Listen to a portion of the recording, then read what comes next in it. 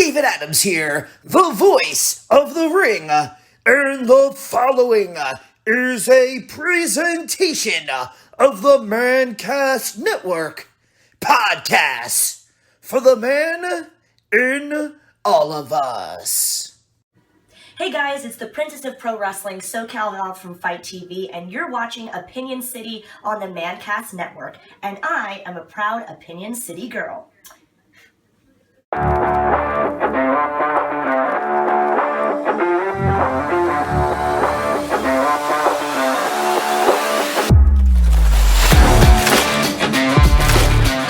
It's time once again for your favorite pro wrestling podcast. This is Opinion City. On this episode, we discuss WWE's latest success, the Premium Live Event from Puerto Rico, Backlash. We talk about the elephant in the room, the new World Heavyweight title, and the tournament. We talk about the week that was, and we give you a preview of an upcoming special episode.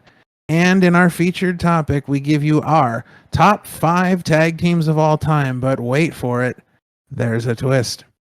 I'm your host, Ralph Heinmarch, and joining me once again on this journey into the world of pro wrestling is my co-host, the former host of WVYC-FM's award-winning show Decades Gone By.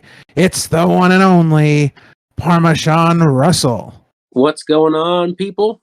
We have hey. last of a show today, and I'm super excited for the discussions of today and the topics that we have. Yeah, I think it's going to be a great show. I'm really excited to get into it.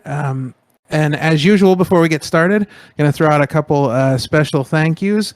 We want to thank our Opinion City family members, David Adams. You can find him on Twitter at Voice of the Ring. He does our Mancast Network intro, and of course, our Opinion City intro comes from our good friend SoCal Val. You can find her on Twitter at SoCal Valerie. They've got wonderful and many things going on, so please give them a check on Twitter and see what they're up to. And I want to send a special thank you to all of our listeners so far. We've got listeners in Pennsylvania, New Jersey, South Carolina, Maryland, New York, and we are even out on the West Coast. We've got listeners in California and Arizona.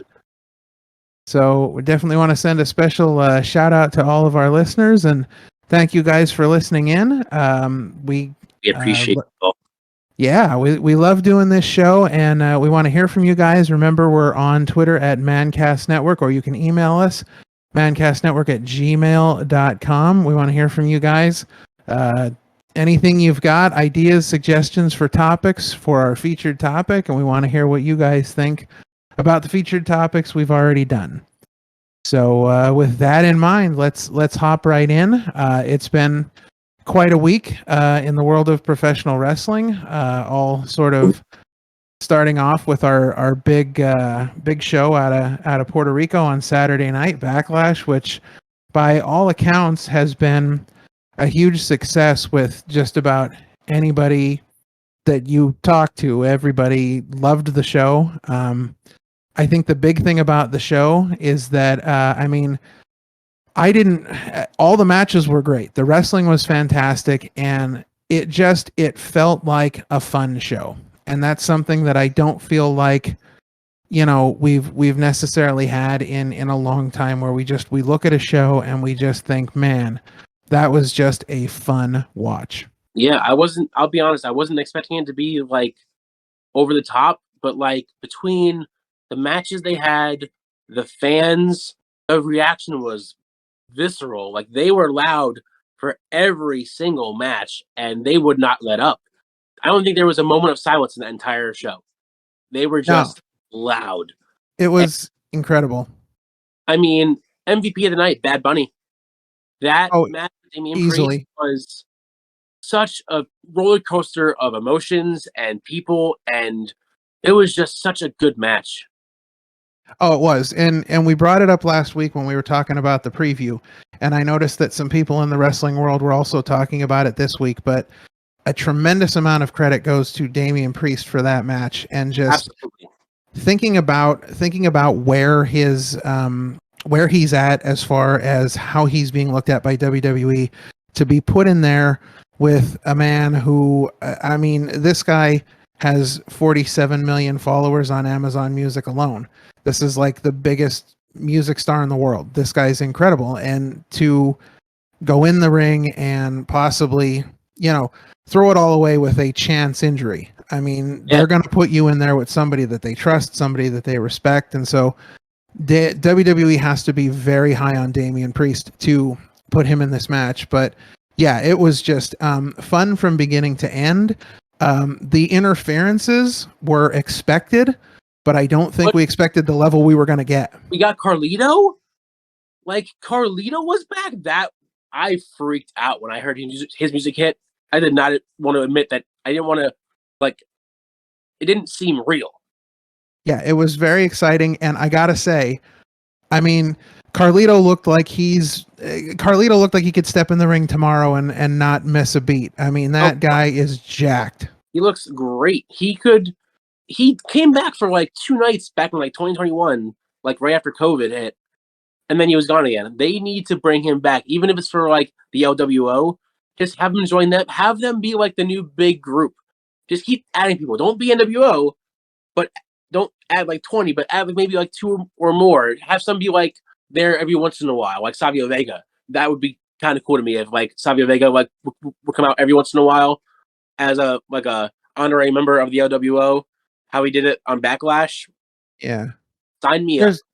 Yeah, there's a lot of cool things that they could do with both Savio Vega and Carlito. Carlito looks amazing. I would love to see him come back, full time, even if he just gets one more run at it.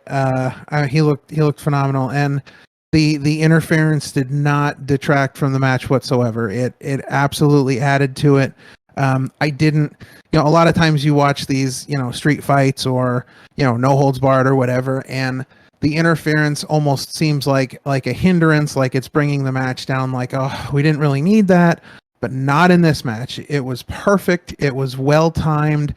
And what I thought was interesting, and this is something I heard this week, if you look at the reactions that people got, look at the reaction Carlito got, look at the reaction Savio Vega got, and compare that to the reaction Rey Mysterio got when he came out, which is mind-boggling. I mean, I know they're in Puerto Rico, so yeah, these are the big, these are huge Puerto Rican stars down there, but Rey Mysterio is still Rey Mysterio.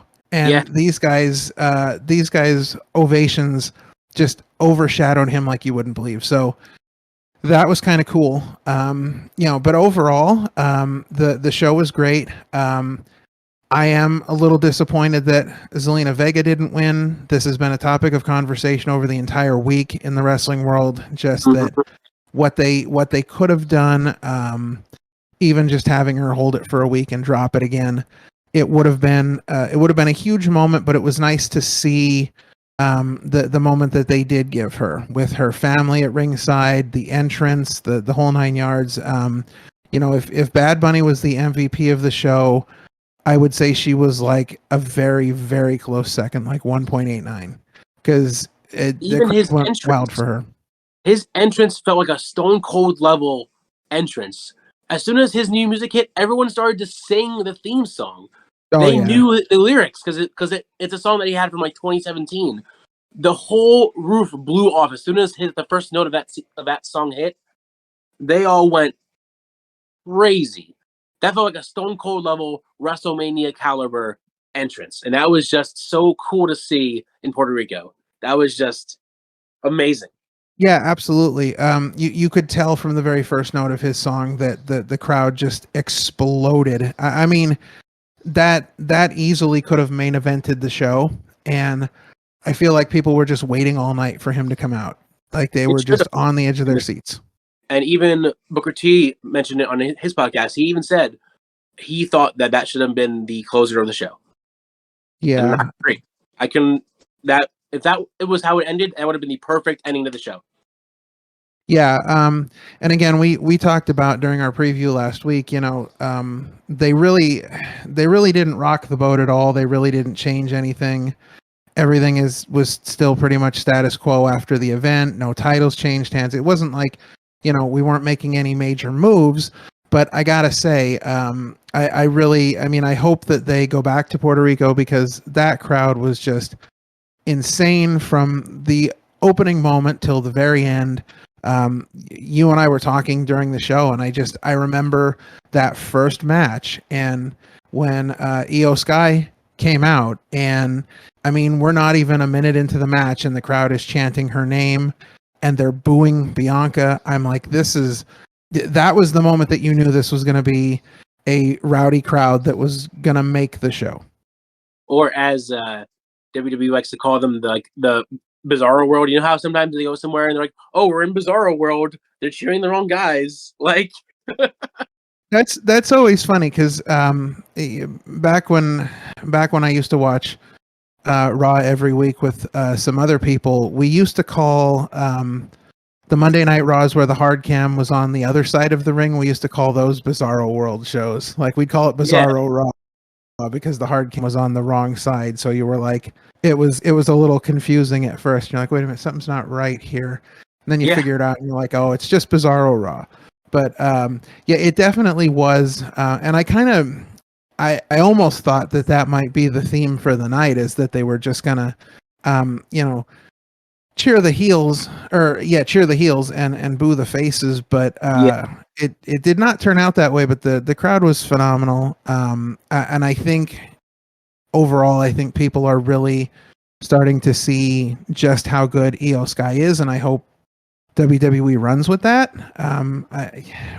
The way she lost, I really felt was like the start of the end for Damage Control. So who knows? Yeah, I think this is going to be a slow burn for the breakup, but obviously the seeds have been planted for it to be at some point, maybe even SummerSlam. I feel like that could be when they pull the trigger and finally do a full disband. But I think they're slow burning it to be where they finally fall apart. But it's been a slow burn for them, a slow burn. Yeah, definitely. And I do think that they did the right thing where it comes to the finish of the main event. I think the way Cody won was done very smartly because as much as Cody is Cody, this is Brock we're talking about. So for Cody to go in there and just legitimately, beat Brock Lesnar, we always talk about believability in wrestling, and is this actually believable? Well, that ending was completely believable, and I think it was really the only way you could go with it, because if Brock had just beaten Cody, then that pretty much would have been the end of their story. Like, I don't see been no story to finish. I think it was the perfect setup for what they're doing now, which has been set up for Night Champions, the rematch, Lesnar versus Cody, because of course they're in Saudi Arabia, so they have to have a big caliber, match for that. So it was a perfect setup to have Cody in the heavyweight tournament, only to get Lesnar to cost him the title, and now they have the fight again. But do you have Cody pin him clean this time, or you kind of go 50-50 booking and have Lesnar pin him, and then they're both 1-1? I guess. I mean, it really all depends on where they plan on going with Cody. Like, what if they are going to let this Brock Lesnar thing, run its course for a while, or if this is like the blow off, if they have something else, something bigger planned for him, a different feud. I'm not sure, because I don't know where they're going with Cody. There's so many questions up in the air. We obviously, I mean, the goal still has to be Cody and Roman at WrestleMania 40, but how we get there is going to be interesting. And, things are going to get a little muddied along the way, I think, until we actually get closer to Mania 40 and we get a better idea of how we actually get to Cody and Roman. And I don't think that WWE has done themselves any favors in as far as that feud goes. I don't feel like they've really sort of, I don't know. I think things are getting very confusing, and part of the reason I think things are getting very confusing is I don't know where they're going with the Bloodline storyline. I don't know how it's kind of all shaking out, and I don't really know where they're going with it. For me, and this kind of, this gets into our discussion of the week that was, but for me, I don't understand in the slightest Roman and Solo challenging for the tag titles. I don't get it. I don't see what it does. Well, I don't know. if you think about it, I think what the ultimate goal here is obviously is the bloodline breaking up, right? Sure. So how do you do that? What you do is you had Roman on SmackDown call out and say, you guys aren't facing me the belt because you guys lost twice. Instead, it's going to be me and Solo because we can do a job better than you can. In my eyes, that sets up for Night Champions. The match happens, and the Usos cost Reigns and Solo the championship because that was their spot. And that furthers the breakup and disband totally of the bloodline. And honestly, I feel like what they could do at some point is sort of have Solo slowly become the one to face against Roman Reigns and have that be the marquee one-on-one match after they disband, as you have Solo be his bodyguard for some time after the Usos break up with the bloodline until a point where he feels he's better than Roman, wants to go against him, and then you Solo versus Roman for the belt, and that to me would be a phenomenal matchup at some point down the road. Yeah, my only concern with all of this is I think it's way too early. Like, I know the destruction of the bloodline is where this story is headed, and it's basically I think the story is going to eventually be watching Roman Reigns come back from losing everything, losing his family, losing the bloodline, losing his titles. Eventually there's going to be sort of this kind of, I don't want to say a redemption story because I don't know that Roman Reigns is ever gonna like. I don't want to call it a redemption story, but there's this interest in what happens with Roman after he loses everything. So I feel like that's going to be the storyline eventually. But is it too early? Do we need the bloodline to stay together? Because I mean we're far away from Mania 40. And we know that that's got to be the end goal of all of this. Like WrestleMania 40 is going to be where this whole story kind of concludes, I think, at least in the version that it's in now. So I don't know if it's too early to break the bloodline up. I do like the idea of the Usos costing them the tag match, but again, that's a trigger that once you pull, you can't put that bullet back in the chamber. No, like, that's it. Then you have to just go for it. You can't just like covert back to I get it. Yeah, that's pretty much the end. So I don't know. It'll be interesting to see where they continue to go with it after this, because I'm hard pressed to think that they're going to take the belts off Sami and Kevin already. I don't see it happening. I think it would be silly to have them lose it to the bloodline because that would undo their big win at Mania. I feel like if they just had it for 2 months only to give it back to the bloodline after this whole year-long story with Sami and KO and Jay and the Reigns, it would kind of undo all of that.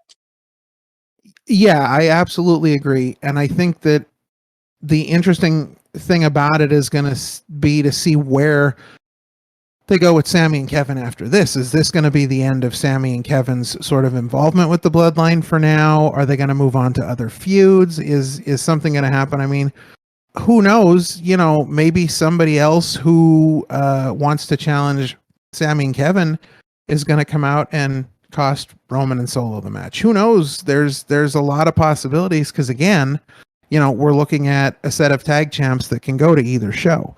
So even though Roman and Solo are on SmackDown, we could have somebody from Raw come out and, because maybe, somebody from Raw comes out and wants the next shot, or they feel like they deserve a shot, instead of Roman and Solo, just because, Roman says, they're going after the titles, so maybe somebody else comes out and throws a wrench in things. Who knows?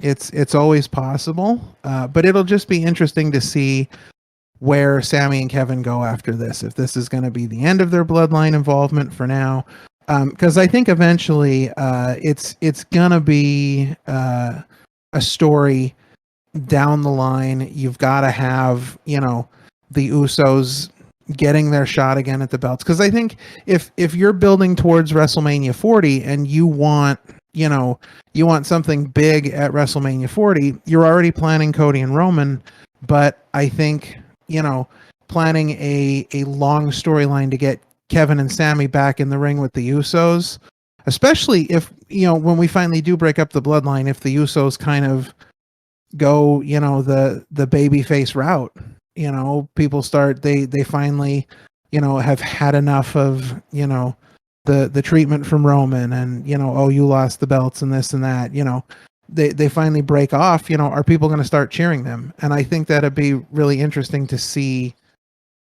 them and Sammy and Kevin get back in the ring again. But I think I think that's Mania level stuff. I think you plan that out long term.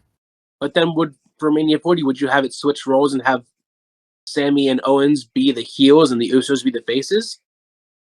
I don't know if we'd necessarily see roles switch. I think there's room for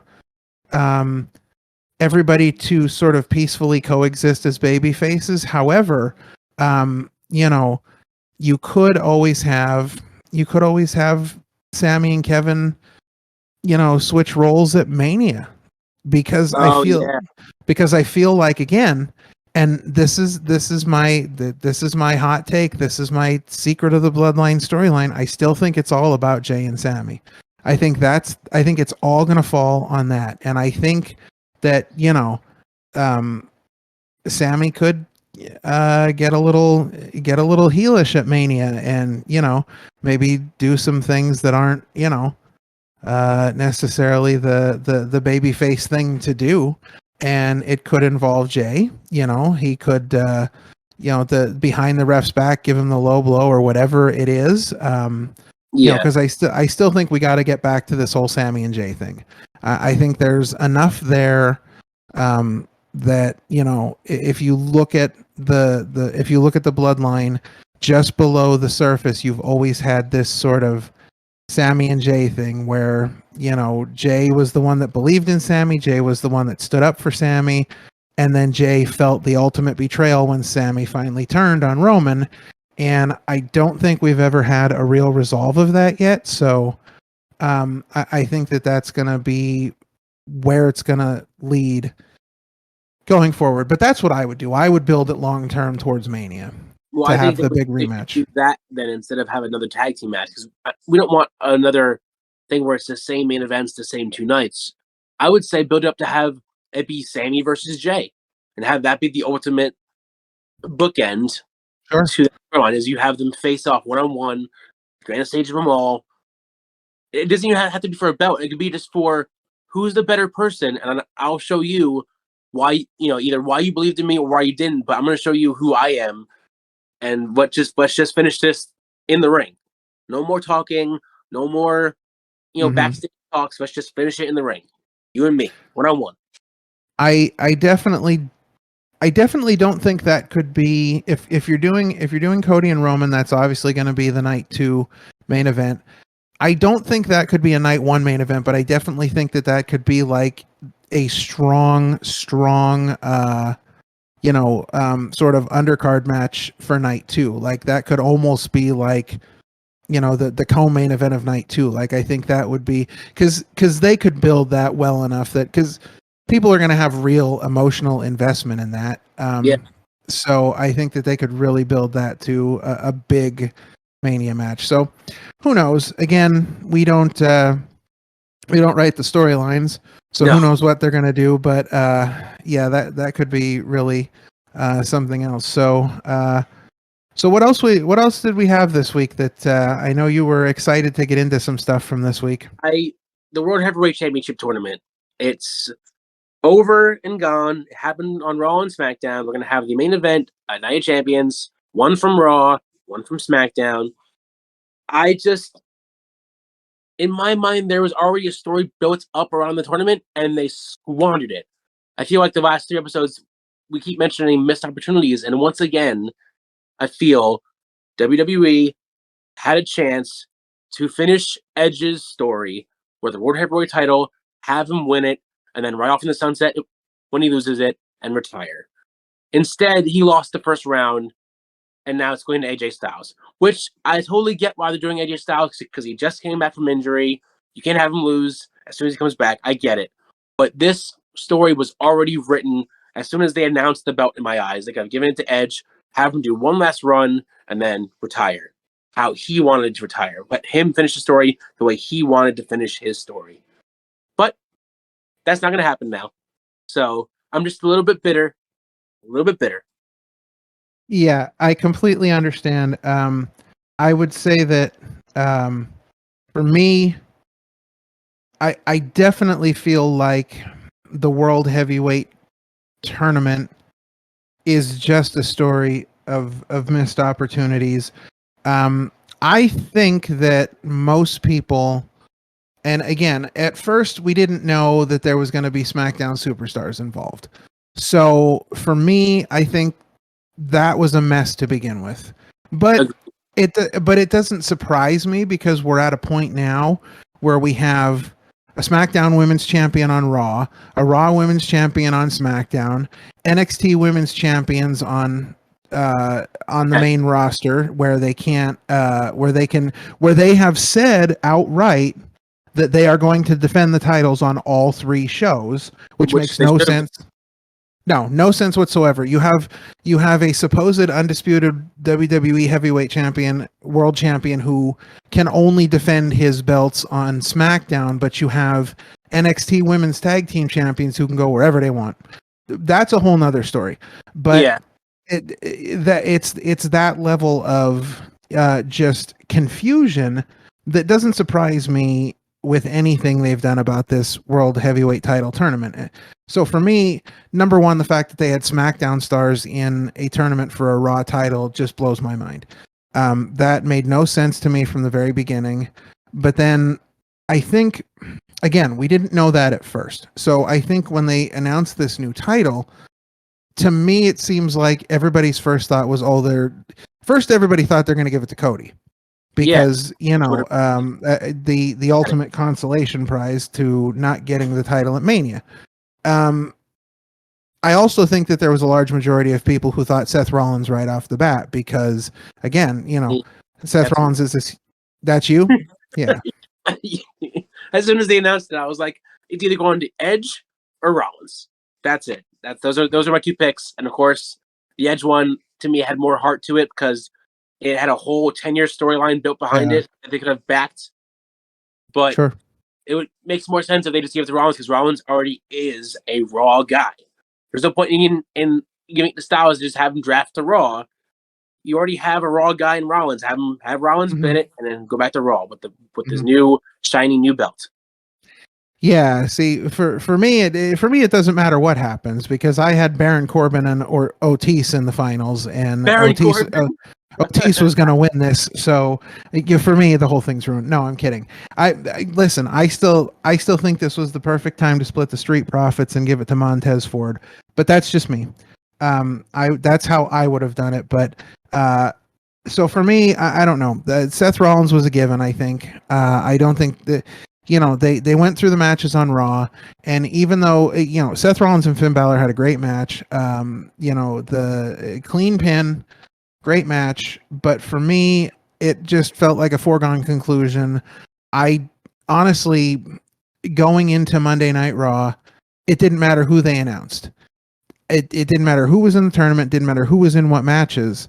I pretty much 99% knew Seth Rollins was walking out of there.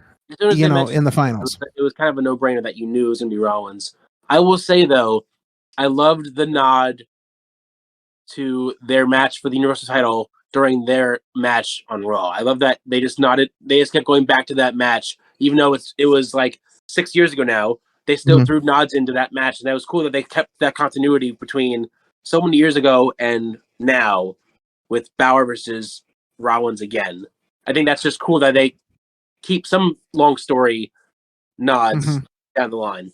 Yeah, and I think it's interesting that they were able to do that. Even there's all this talk about Vince is in charge of creative again and all these things. People keep talking about that and whatnot. And for me, I don't know if that's necessarily true or not, but the one thing I felt that was really interesting about when Triple H kind of took over creative again was that you had people were allowed to acknowledge the past. People were allowed to talk about the independents. People were allowed to talk about other companies. Mhm. Like, we didn't live in this fantasy world where none of these things existed. We openly talked about them. We gave nods to the history of things, and so I feel like that might be a little bit of a carryover from the brief time that Triple H got to run the show. But yeah, I love stuff like that. I love when, you can simply acknowledge the fact that, hey, these guys had a banger of a match 6 years ago, and when you're trying to tie two wrestlers together, yeah, so they had a great match 6 years ago, but we can still talk about that. We can still use that to tie them together. So yeah, it's really great when you can see stuff like that. Mm-hmm. Yeah. Right. So so that happened, and then we had the rest of the tournament over on SmackDown for some reason that is beyond my comprehension, but we had the rest over on SmackDown, and as you have alluded to, the story of Edge sort of fizzled out before we even had a chance to really get it going, because now it's going to be AJ Styles. And nothing against AJ Styles, because I think Nothing at all. This is great. Oh, AJ Styles! Listen, AJ Styles is phenomenal. In case you haven't heard, but He is. I gotta tell you, at all. I think that he and Seth Rollins are gonna have an amazing match at Night of Champions. I think that could quite possibly steal the show. That isn't match of the night. I don't know what is. That sounds like match of the night. Yeah, Like, I would pay money to see that. It is going to be a good match. But again, for a consolation title, very confusing. And so now we're back to this situation that we were in when we had the brand split, like the actual brand split, not the nonsense that they do now, but the actual brand split. And now, we don't have as much of a debate as we had before, but we still have two world champions.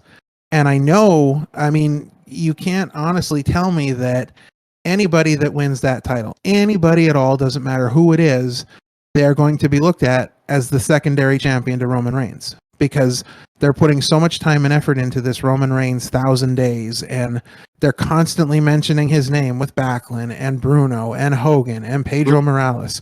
So what are they going to mention the other person with? Triple H, who brought the title out? Like, Goldberg.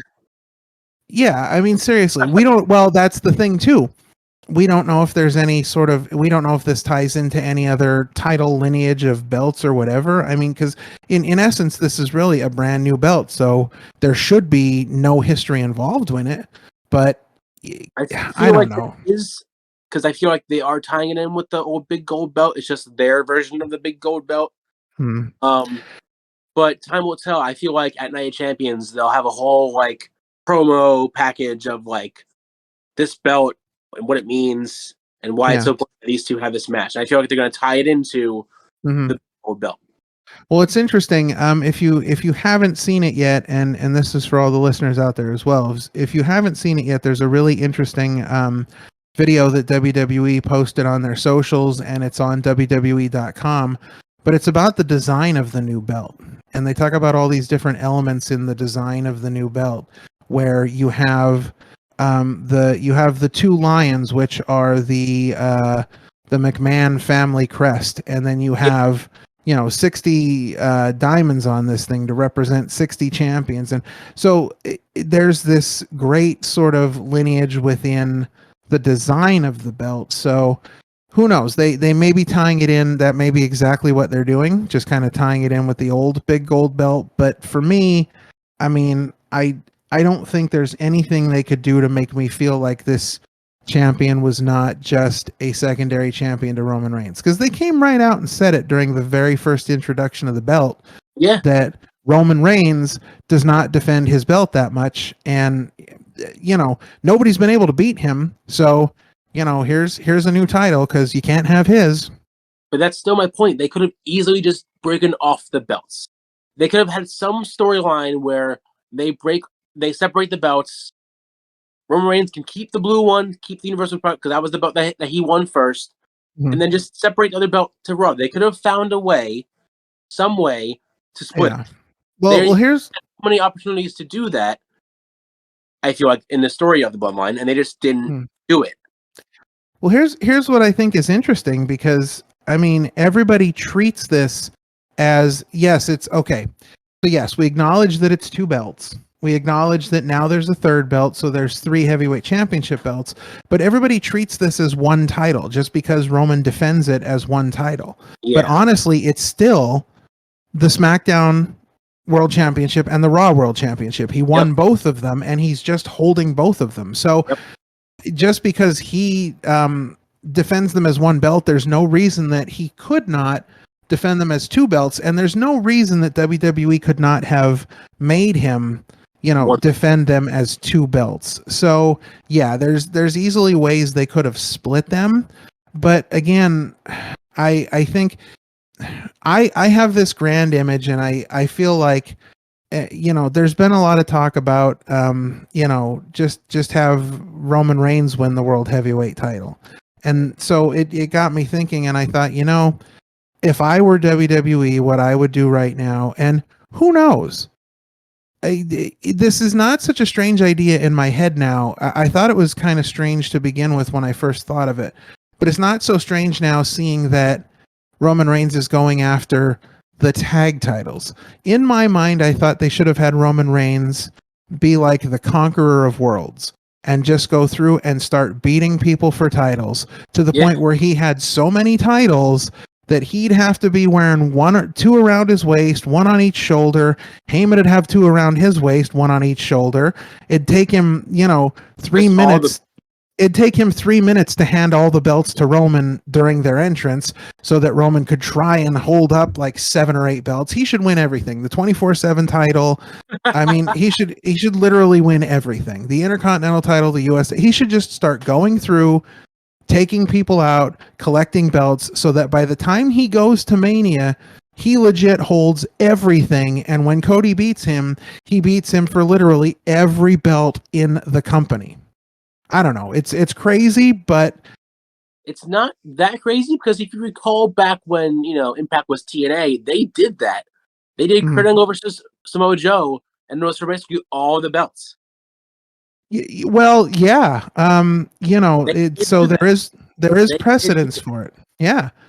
So maybe it isn't the craziest thing, but I don't know. I just I'm a little distraught with all the discussions on the belts, and how confusing they are, and how we have to keep talking about it. Just blows my mind that we have to actually have discussions about how convoluted the titles are. We're gonna have a whole episode on just the situation with the belts.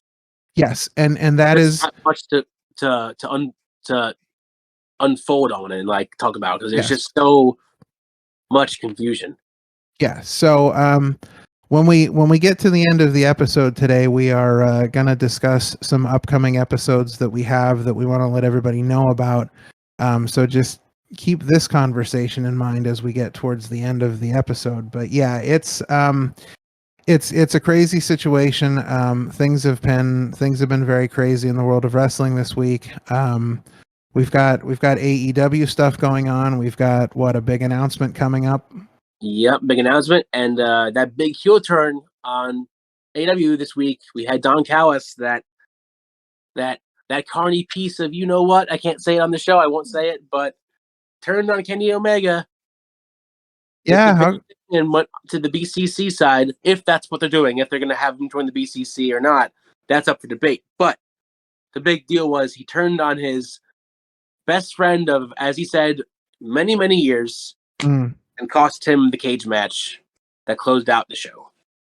And let me just say, that cage match was insane. It was phenomenal. That cage match was, I would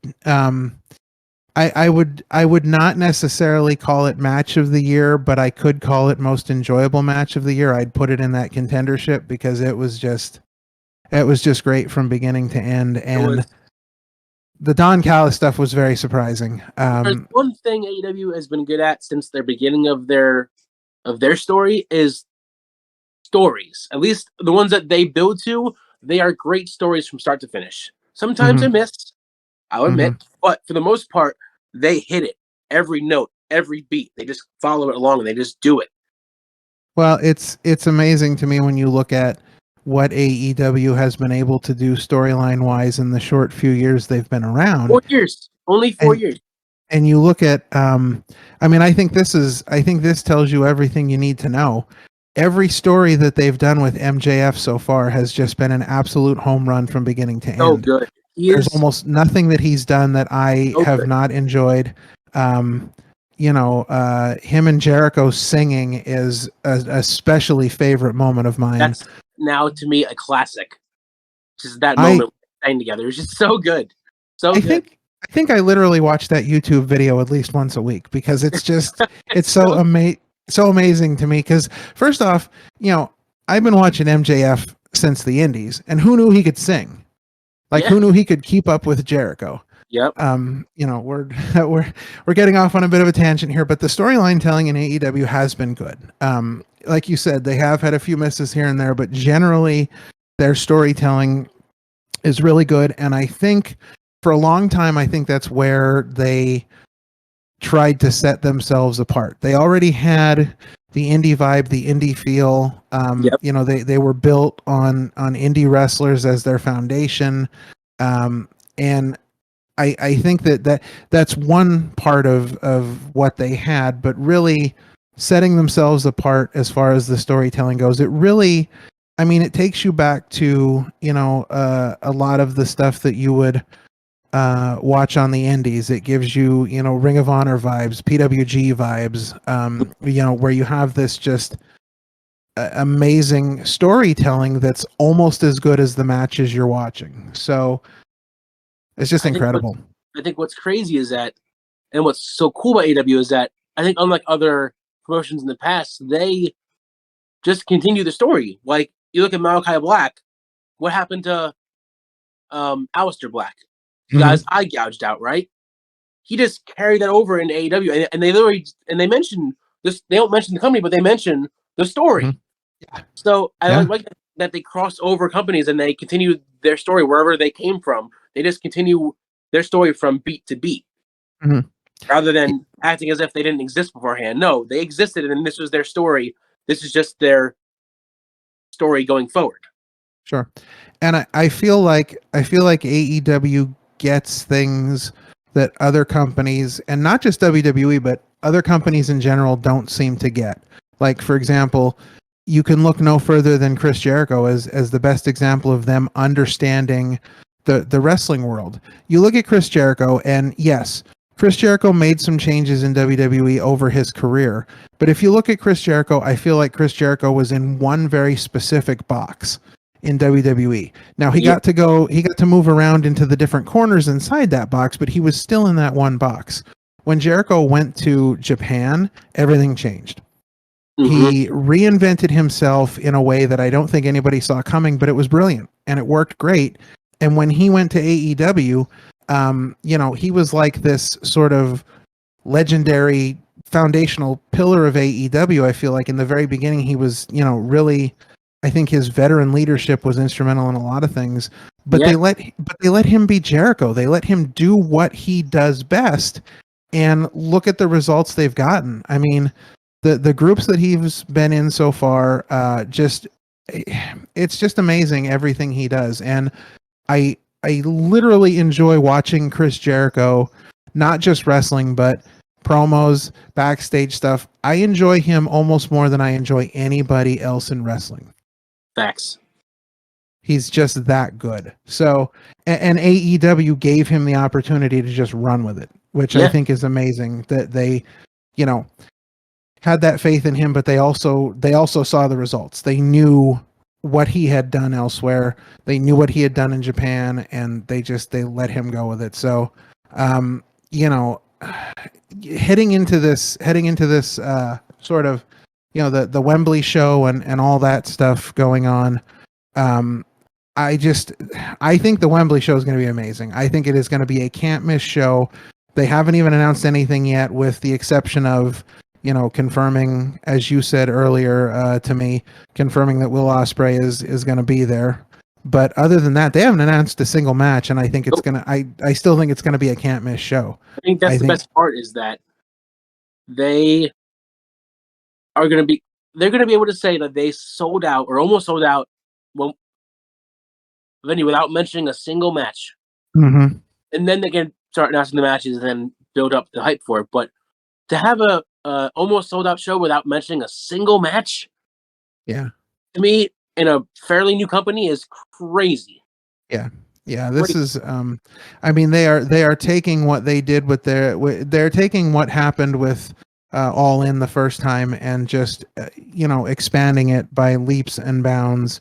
And I really think it's interesting, because you're going to sell all these tickets without announcing a single match, and then to really get the buy rates and subscriptions up for this show, they'll be able to announce matches to get everyone who can't be there hyped to see this show. So I think, and it's been a long time since I think we've been at a point where there was a wrestling show that is absolutely 100% can't miss.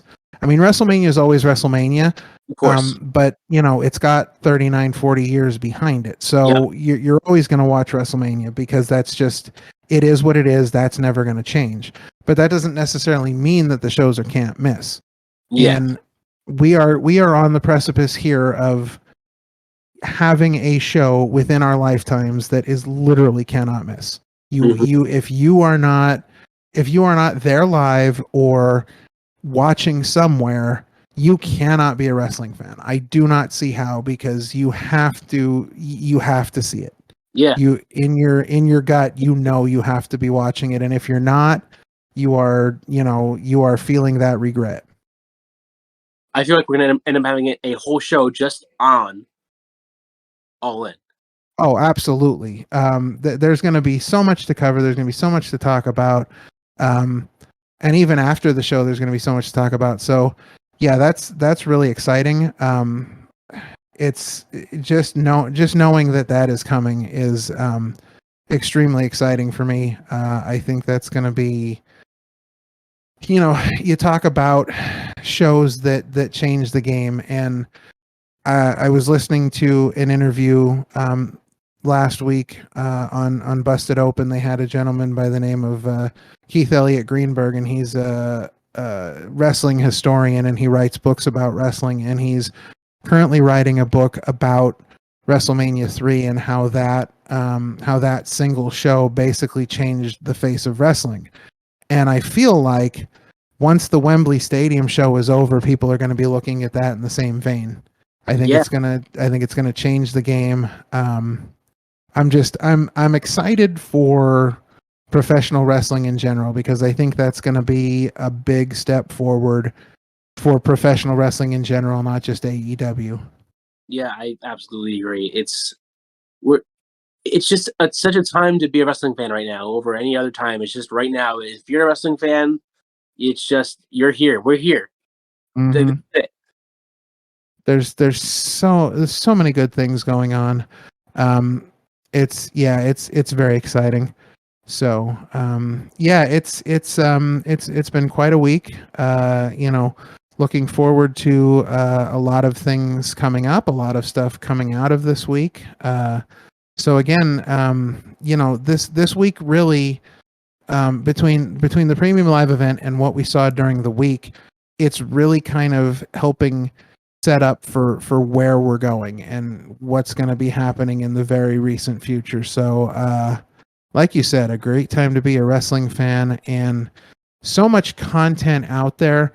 I mean, it's unbelievable. You can watch wrestling every night of the week, and you can probably watch multiple shows on some nights. I mean, you have companies like MLW that are on Reel's channel.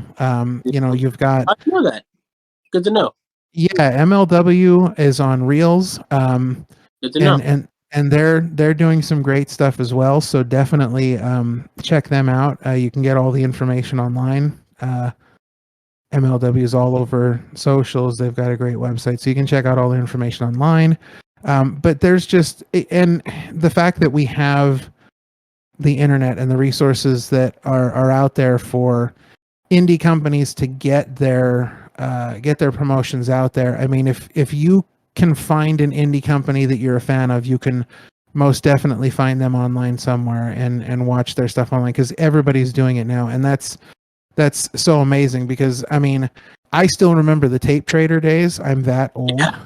And I can remember when I was in high school, somebody, because we didn't I mean, I'm still in Pennsylvania, but I wasn't close enough to Philly to be able to get any of the stations that carried ECW. So I didn't actually get ECW television, until they started getting bigger TV deals.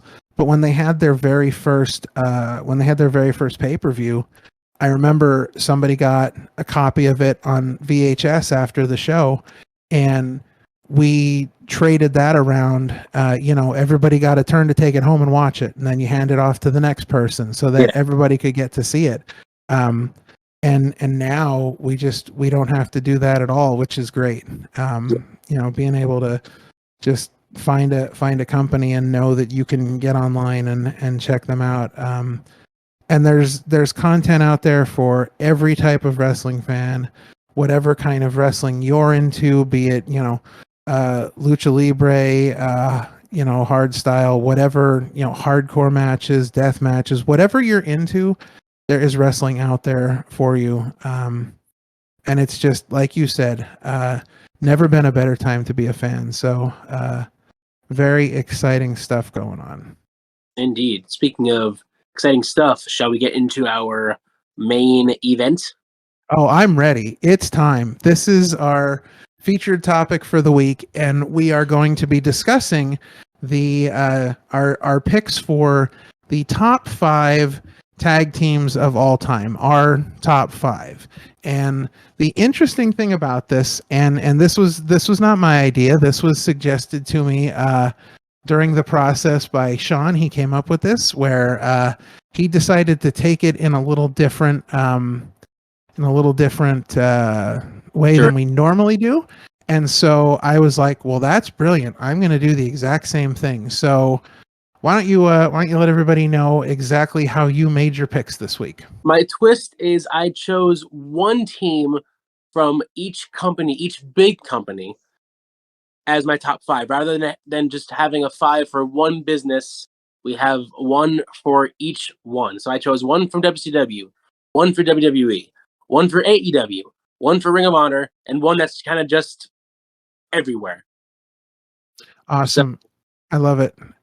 This is going to be a lot of fun. I will say that tag team wrestling has always been a favorite of mine. I'm a big fan of 80s wrestling, and so for me, the tag team scene in the 80s was just incredible time to watch wrestling, incredible time to be a fan, and just, I love the whole tag team aspect of it. I think for me, having a good tag team division is better than anything else. I love tag team wrestling.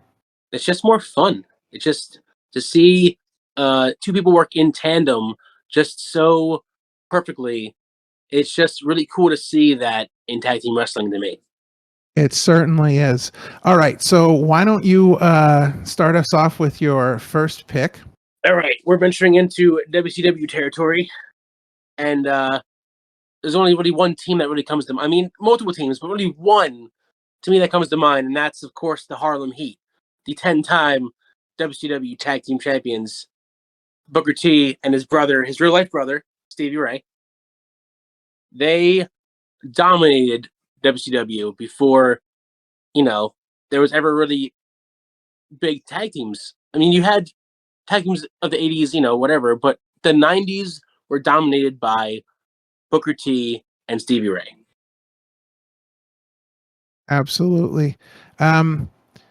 So in the same vein, I'll go with my WCW pick, which was also the Harlem Heat. Exactly. It's the pick. It's the pick. Yeah, it's honestly like you said, when you think of WCW, I think that That's the first team that comes to mind. Now, it's not that they're the only great tag team they've had, but if you look at, if you look at some of the tag teams they had, you look at, like, you have the Steiner brothers, and the Steiner brothers were great. But again, I don't think anybody epitomized that tag team scene like Harlem Heat. You look at, the Outsiders. But were they? I mean, they were popular, and they went through the whole NWO phase where they really became famous because of that NWO thing. But were they really a great tag team? I don't think they were a great team. But when you think of good teams that were champions, again, they were records for that time, record-setting 10-time WCW World Tag Team Champions, Absolutely. and for that time, that was huge. Mm-hmm. Oh yeah, absolutely. And you saw flashes of greatness in WCW. You saw teams like the Hollywood Blondes. But they were only together for a year, and WCW broke them up. Yep. So there was a lot of potential there, but there was nobody that hit that tag team note like Harlem Heat. When you looked at Harlem Heat, you did not see Booker T and Stevie Ray. You saw a legitimate tag team.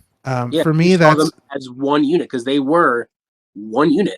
They wrestled their matches like as if they were one person, because they were so fluid with their motions and their teams and their double teams and their tag offense. It was just almost flawless.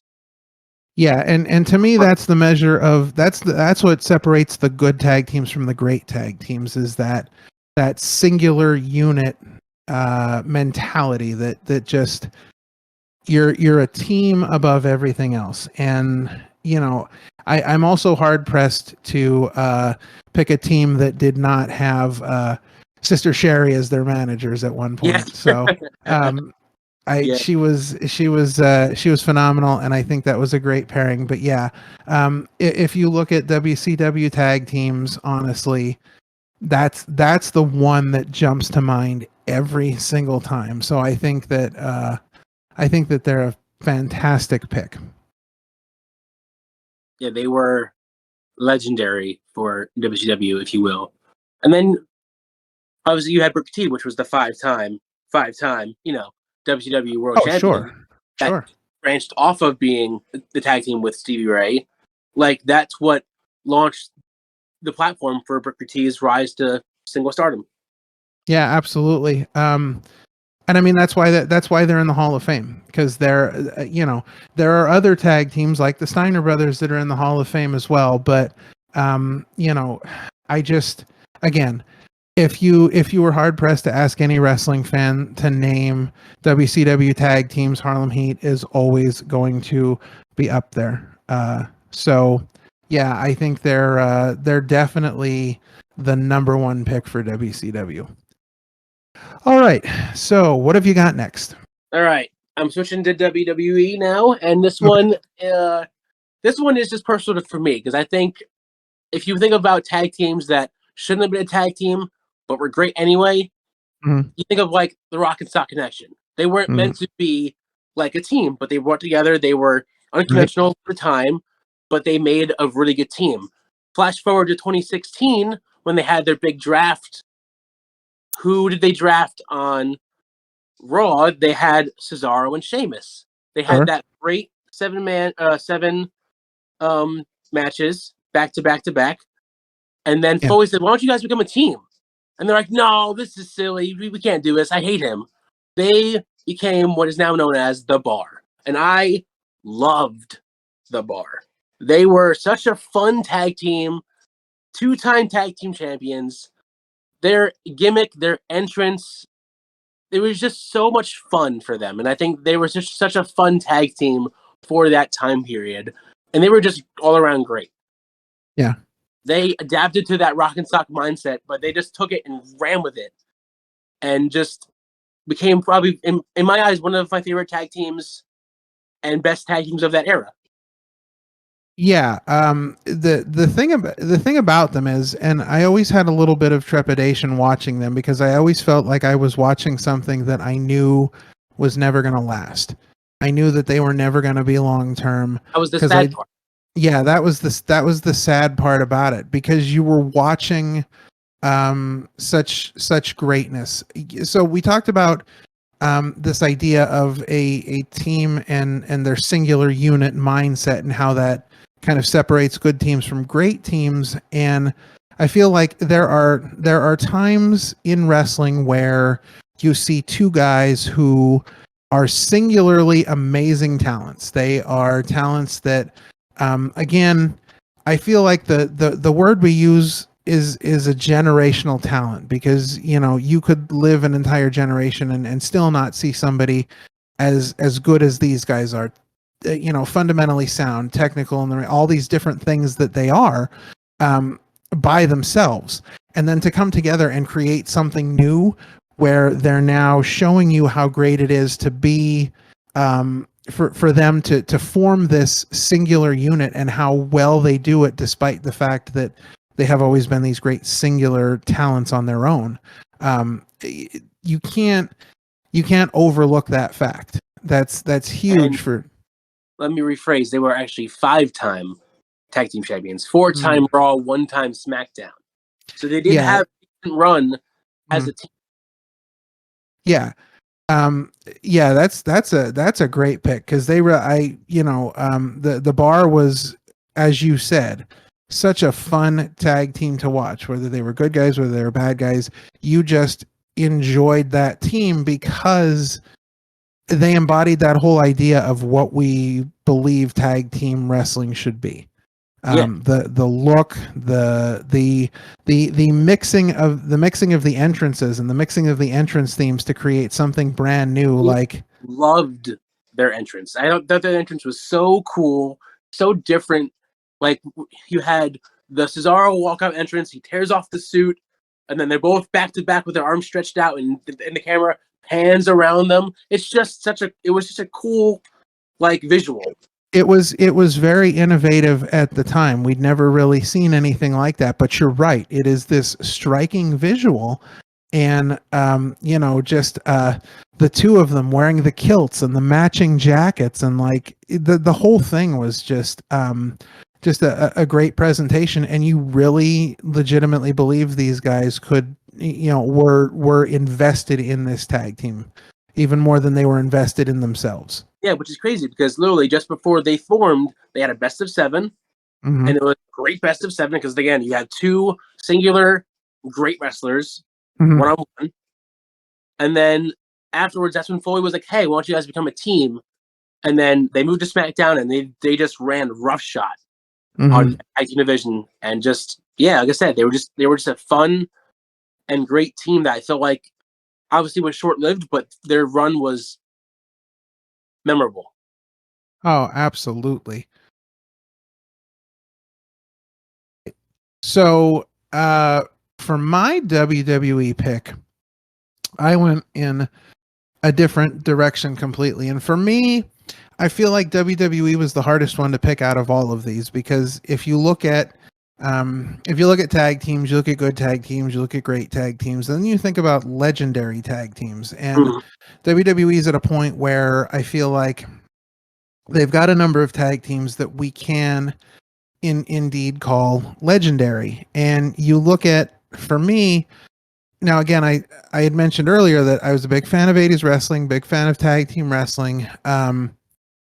And while the 80s was a great time for tag team wrestling, I don't feel like that was necessarily the biggest point that tag team wrestling in WWE hit. And I feel like if we look at the time period around WrestleMania 17, where you had Edge and Christian, the Hardys, the Dudleys, you had these tag teams that were taking tag team wrestling to brand new heights. And these guys, they wrestled a certain style.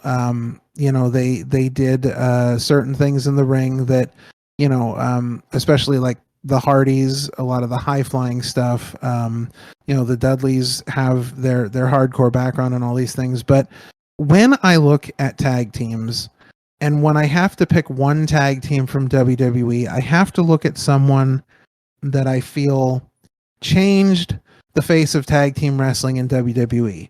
They came out and they did something so revolutionary and something that we had never seen before. And for me, it was kind of easy to make this pick, but also kind of hard to make this pick because I felt like if I'm choosing a tag team, I feel like they've had to have a great championship run. And this team never did that. But I still had to pick them nonetheless because I think they changed the face of professional wrestling. I think they changed the face of tag team wrestling and what tag teams do. So my pick is the Rockers. I think they were so innovative. Marty, and you had Shawn Michaels. And again, if it wasn't for, I feel like, that tag team, Shawn Michaels wouldn't have gotten his skyrocket push to the moon after that they broke up. Sure. And this is a team that has seen ups and downs. I mean, they made it to WWF, got fired very shortly after being in WWF, worked their way back. They actually won the tag team championships from the Hart Foundation in a match that never got televised because it was a 2 out of 3 falls match. And during one of the falls, the ring ropes broke and it affected the entire match. So instead of airing it, I believe it was supposed to air on Saturday night's main event, because I think it's either on the Saturday Night Main Event DVD or it's on one of Shawn Michaels' DVDs, the actual match. And it's funny because they never added the commentary. So you're watching the entire 2 out of 3 falls match with no commentary because they never recorded commentary for it because it wasn't going to air. But they actually won the tag team titles and then it never aired on TV, so it never happened.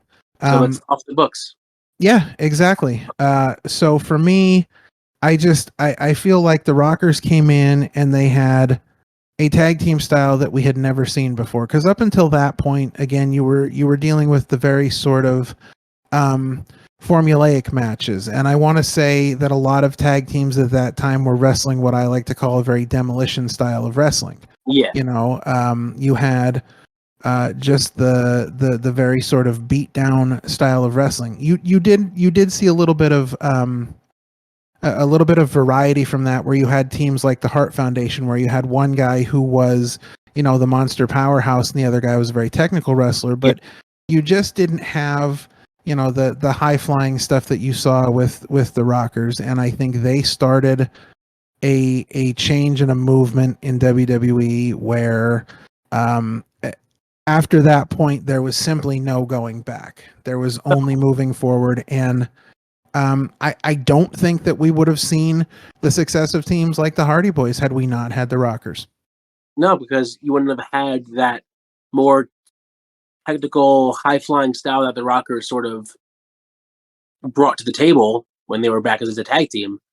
I think the Hardy Boys got some of their inspiration from the Rockers. I mean, if you look at the Hardy Boys in the early 90s, they definitely had like a Rockers vibe going on before they became, the extreme team of the Hardy Boys. Yeah, absolutely. So Hardy had blonde hair. Yeah. Great blonde hair. Yeah. Just a lot of nostalgia for that time period, and just seeing the Rockers for the first time. It's just takes me back and makes me wish things were different now. But we are where we are, and that brings us to our next pick. Going to one of my favorite companies that I feel like isn't talked about enough, and that's Ring of Honor. And obviously, of course, similar to WCW, when you think of Ring of Honor, there's only one team that really comes to mind, and they've been with them for 20 years, and that's the Briscoes, Jay and Mark, the record-setting 13-time Ring of Honor Tag Team Champions. Jay Briscoe passed away earlier this year. May he rest in peace. But they were such a phenomenal tag team, and they brought, in my eyes, ROH to new heights when they came up with them in 2002. They were just a phenomenal team up and down. They had such, again, I would say there was such good chemistry in the ring together as a team, even as singles, but they could do it all. Jay could do it all, Mark could do it all. They were just an all-around great tag team, as well as two singular guys that could go in the ring as well. So for my Ring of Honor pick, I also chose the Briscoes because honestly, there is no other choice. There isn't. Yeah, there's no other choice. To me, and again, this kind of goes back to what I said about the Rockers, but in a different vein. There's never been a tag team like the Briscoes, and we will never see a tag team like them again. They were absolute 100% team like them again. Nope. No, absolutely 100% originals. They went out there, and to me, what made the Briscoes special was they were who they were, and they simply didn't care. They went out there, and if you liked them or hated them, they didn't care either way. They were still going to go out there, and they were going to be the Briscoes, and they were going to do what they do. I feel like if we have a conversation about the toughest tag teams of all time, the hardest hitting tag teams of all time, the Briscoes are always going to be in the conversation. They have to be. They were, I think, similar to the Rockers in their time. For their time, they were such hard hitting and such brutal. Like their method of teaming was just brutal, nonstop, in your face. Yeah. Whereas the Rockers were high flying, they were more roughhousing, in your face, like just rough around the edges, but in the best way. Yeah, I wouldn't want the Briscoes any other way. And I feel like, so when we talk about tag teams that do something that changes the game, I feel like within the last couple years, we really have to highlight the Briscoes, because the Briscoes, for who they were, and I'll throw this out there as an example. So listening to Busted Open, being a member of the Busted Open Nation, and just listening to that show, the conversations that they had on that show were amazing, because the Briscoes would call in, and the Briscoes would literally be on the farm with the chickens, and they would be calling in from like the chicken coop, or one of them would be taking their daughter to school, and they would call while they're taking their daughter to school while the other one was at home at the like these guys were just, like I said, when 100% originals, but for everything that they were, legit wrestlers, legit chicken farmers.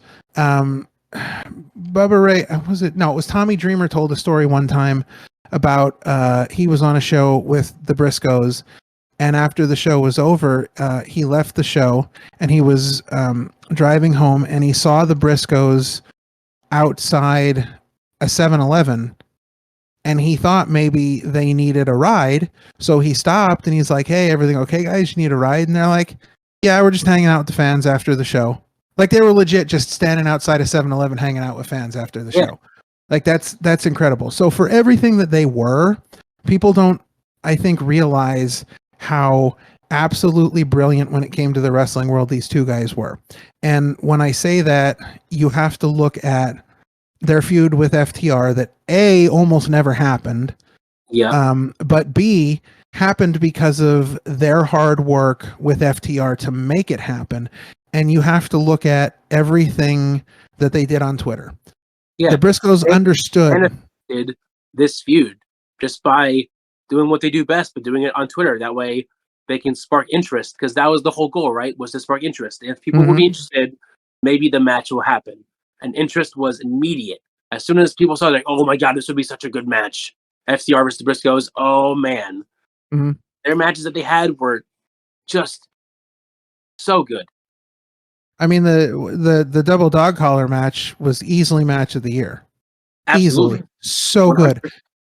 Yeah, and they understood that Twitter was the place to make this happen. They understood how to use the medium properly to build a feud that would make a wrestling company want to book that match. And for that kind of forward thinking and just their understanding of how social media worked in relationship to the wrestling world, incredible.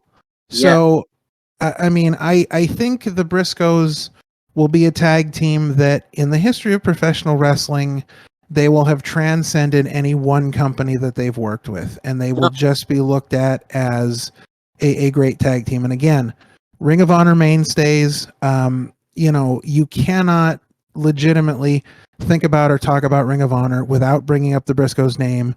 But I think there's so much more than just what happened there, and I'm glad that Mark is finally getting a shot on TV. I'm glad that he's involved in more. I'm glad that he is okay to continue wrestling. Because mentally it's got to be a nightmare for him, just having to, every time you do something in the ring, it's going to bring up a memory, and it's going to be really tough. If you didn't have at least the tear in your eye when they had him face Jay Lethal on AEW right after they announced Jay's passing, man, that was such an emotional main event, emotional match. Jay Lethal was crying before they even started the bell. It was just such a good send-off in my eyes for not only Jay, but for Mark as well. Yeah, absolutely. Use that platform to move on and get him to where he needs to get to, but also acknowledge that, hey, this is for my brother who passed away. Yeah, it's another wrestling tragedy, another guy taken too soon from us. And by all accounts, again, this is the same way that we talk about Owen Hart. Not just a great guy in the ring, but a great guy outside of the ring. Loved his family, a family man, and it's always sad when a life like that is taken too soon. But fond memories of the Briscoes over the years. So yeah, a phenomenal pick, and in my eyes, really the only pick we could have made. So. Yeah, I don't think we could have thought of anybody else in my mind other than the Briscoes. Yeah. All right, so that brings us to what AEW's next, right? Yeah, I think for me, even though that they're such a new company, I think their stardom has me only thinking about one team that really kind of built themselves up, and then the fans flocked. And I've met them now twice on the Jericho Cruise, and they are the nicest freaking people, and that's the Acclaimed. Oh, very nice. Started their team during COVID. There was no fans, so there was really no build-up, but they built themselves up by themselves using social media, using Twitter, using their medias, as well as, Dark, Elevation, Dynamite. They got their name out there by themselves. And then when they took off in 2021 to last year, I was along for the ride the entire time. It was just they're such a fun team, and they just get the crowd, and the crowd gets them. And who would have thought that in 2023, scissoring would be number one in professional wrestling today? Yeah. Yeah, definitely a great pick. I love seeing homegrown talent get over like that. And it's great when you see not just homegrown talent getting over, but homegrown talent getting over because they put in the work, they put in the time, they put in the effort. You can tell that they are real fans of wrestling. They are real fans of the sport and the medium, and they have respect for the sport, and they put in the time and the effort, and they get out of it what they deserve to get out of it because they've put in the work.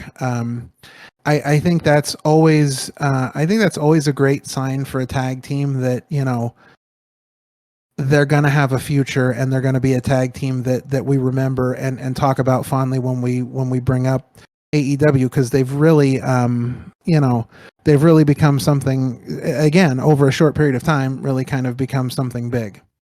Yeah, I feel like their first tag team belt run ended a little bit too soon. That's just my opinion. Hopefully they'll get another chance down the line, but their run was nothing short of great for that short run that they had. When they were on the cruise, the whole cruise was so behind them.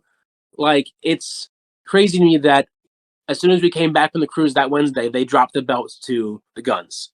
Yeah. Because on the cruise, they were so over and so appreciated, and the fans were just on their side, that when they lost to the Guns, I just didn't get it. Yeah. I was like, I don't get this move. this, I don't get it, too soon. Like, they were at such a high point in their run. Like, they could basically do no wrong. And in my eyes, having Billy Gunn be with them is nothing short of perfect to me. Yeah. It's just a perfect trio in my eyes to have Billy Gunn, Bowens, and Caster as one unit. And it's just been so good to watch and so fun to watch. Because they can be serious as well as funny, which is also a reason why I love them so much. Because they can play both sides of the field. Yeah, I've heard some interviews with them, and really after listening to them talk about, what all of this is meant to them, it makes me even happier for their success. And some teams go over, some teams get over, and I feel like they got over, and I feel like they're gonna have a great career as long as they want to continue to be a tag team. I think they're gonna have a great career, and I definitely see more title runs in the future for them. I feel like they'll be there to continue to help build that tag team division and make it as great as they possibly can. So yeah, I'm just super appreciative that AEW's focus is on a tag team division, not just the singles. Their focus is teams, trios, duos. Their focus is on teams. Yeah. Whereas other companies put their focus on the singles, you can really tell with AEW that their focus is, okay, we're going to bring back the focus of tag team wrestling. Yeah. That was definitely, I feel like that was definitely a calculated move, but at the same time, like, we know how much of a fan Tony Khan actually is of professional wrestling. He's not just an owner, he's a fan. So it doesn't surprise me that he, made sure that tag team wrestling was, a major part of what they do. And obviously, with things getting started in the very beginning with the Bucks involved, that's no surprise to me that tag team wrestling has a huge presence in AEW. Yeah. So for my pick, I went with FTR, and here's why I went with FTR. FTR took a huge risk walking away from WWE.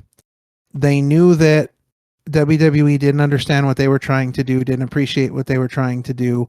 They became another victim of the NXT call-up failure, because they were phenomenal in NXT, and then they went to the main roster and it just all went downhill.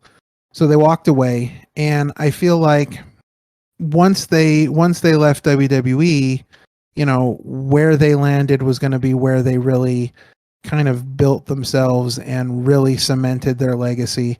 And I feel like that's what happened. I feel like they took a chance on themselves. AEW took a chance on them as well, but I think they saw the potential there. Like, there wasn't, what FTR was doing was just different than anybody else at the time. But again, they were a major throwback to the 80s era of tag team wrestling. But that's what people wanted.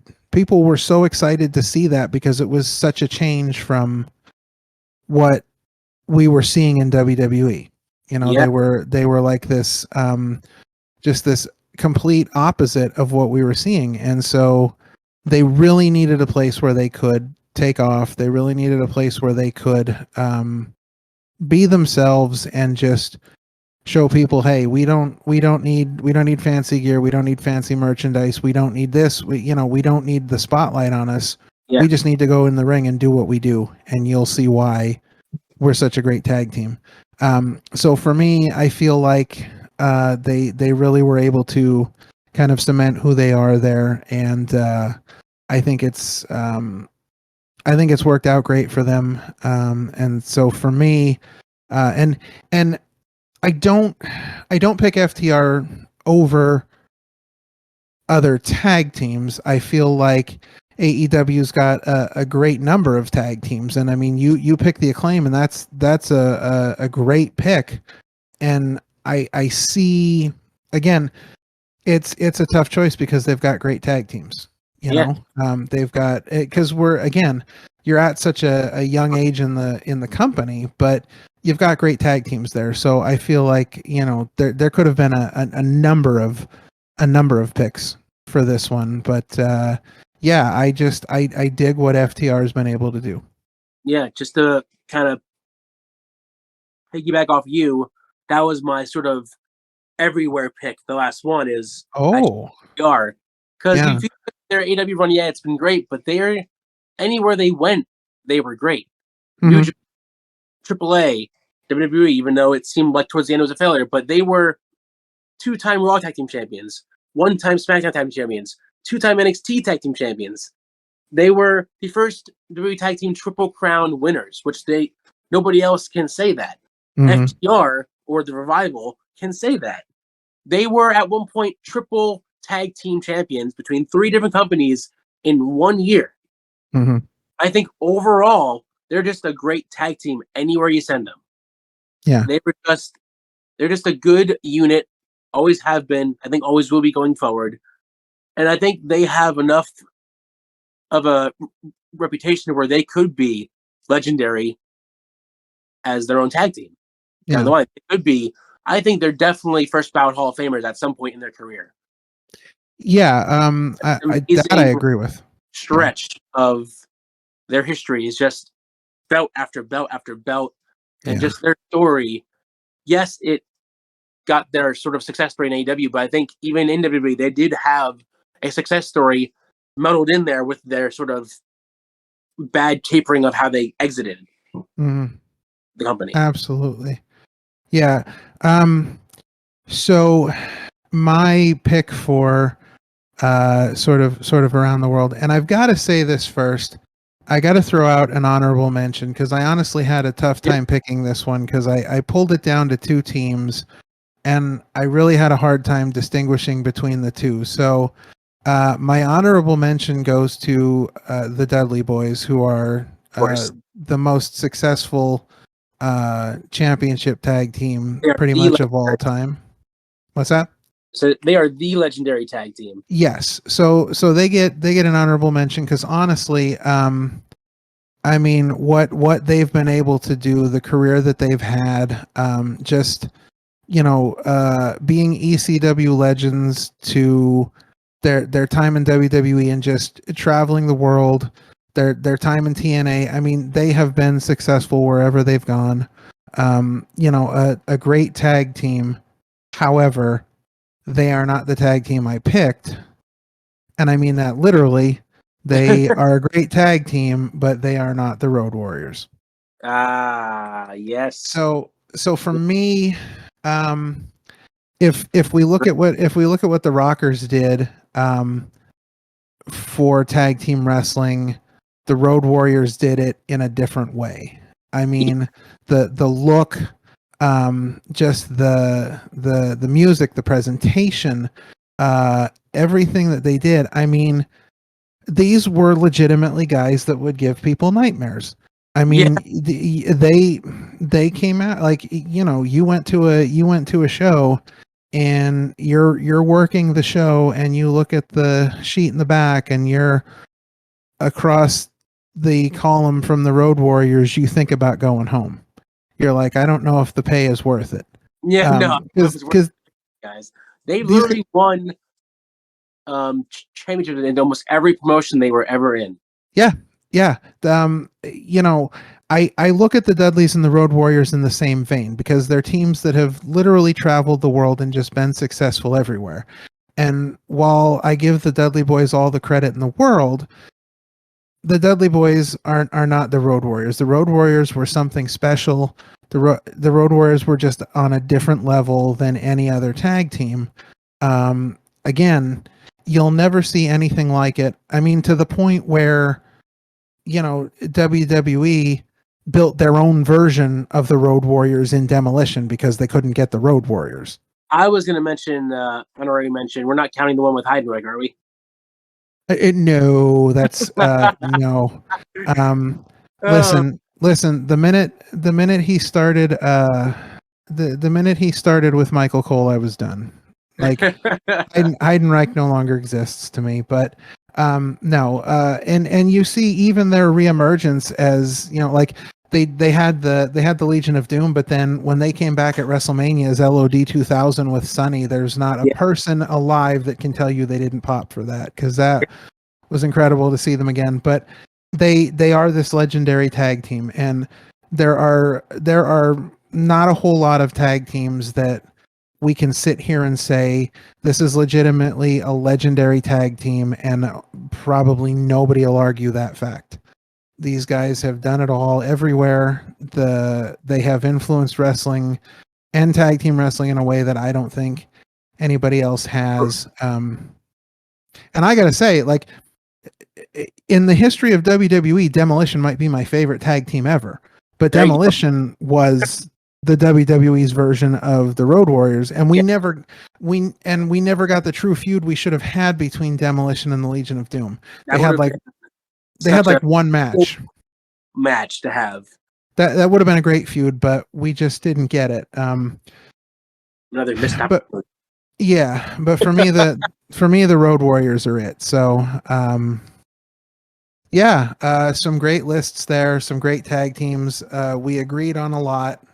Maybe not in the same places all the time, but we agreed on quite a bit of our lists there. So I love talking about tag team wrestling, but it makes me sad sometimes because I know it's not what it could be. I know it's not where it should be. We've had peaks and valleys with tag team wrestling over the years where it's gotten a really great push, and then other times it's just gotten laid to the wayside and forgotten. And right now I think we're in such sort of muddy waters with all the tag team championships, and maybe someday we'll be doing our top 5 women's tag teams of all time, because women's tag team wrestling has gotten to where it should be. But overall tag team wrestling is in the mainstream world of WWE, tag team wrestling is just not where it should be. But thankfully we have other places like AEW that are stepping up and really kind of picking up that slack. Yeah, they're putting the shine on a division that for a while kind of lost its luster. Yeah, absolutely. So who knows what we'll see from tag team wrestling in the future. But definitely some great tag teams that we have talked about today. Some high level ones that, like I said, you can't mention tag teams without mentioning some of these tag teams that we mentioned today. Yeah, absolutely. So as we're winding down on this episode, we can talk a little bit about some things we've got planned for the future. And one of the things that we have planned, and this is something that we alluded to earlier, is that one of our upcoming episodes is going to be devoted to the discussion of championships in professional wrestling. And this conversation sort of precipitated a little bit from a conversation we were having off the air where I was discussing my displeasure over the current championship situation in WWE, where titles are just to a point meaninless, and people are defending titles on shows they're not even drafted to, and you have world champions who can only defend on one show, but tag team champions that can defend on all 3, including NXT. It's just the world of championships has gotten so muddied lately. It's a hot mess. It is a hot mess. I agree. And so we are going to devote one of our upcoming episodes to a discussion on championships, not only the current mess that things are in, but we want to talk about championships over the history of wrestling and different favorite championships that we have. We're going to discuss important championship moments and just kind of hopefully put a little shine again on the championship situation, just to be able to talk about some better times in championship history. The better times in history. Yeah, so that's one of our upcoming episodes, and then further down the line, we're looking at sometime in August, we are planning the very first ever Opinion City all-time fantasy wrestling draft. So we're going to be bringing in some special guests that you may or may not hear before we get to our fantasy draft special. But we're going to be bringing in some special guests, and we are going to be going around the table draft style and drafting our all-time fantasy wrestling rosters, and then we'll put those rosters out there and let everybody vote on them and see who did it best. But we're gonna be doing that. That's gonna be our sort of as we're closing out the summer. That's gonna be like our end of summer spectacular. Just throwing together a fun all-time wrestling draft. So definitely some stuff to look forward coming up. Super exciting. Super exciting. Yeah, all exciting stuff. We want to thank you guys for listening. We want to thank everybody out there that has subscribed to us. We are on Apple Podcasts. We're on Amazon Music. We're on Pandora, Spotify, Stitcher. Basically, wherever you get your podcasts, you can find us. If you go to our Twitter page at Mancast Network, you'll see a link at the top that'll take you to the links for all of our podcasts all over the internet. So we appreciate all the support we've gotten so far. This has been a labor of love for the two of us. We have been trying to get this done for some time now, and we're happy that fans are listening. We're happy that people are enjoying the show. So just want to send a big thank you out to everybody that's listening so far. And guys, if you're enjoying the show, please share us with your friends, share us on social media. We want to get as many people as we can involved in this, because it's all about opinions, and we want to get everybody's opinions. So again, thanks for listening to us, and that's going to wrap up this episode, and we will see you guys next week. See you guys next time.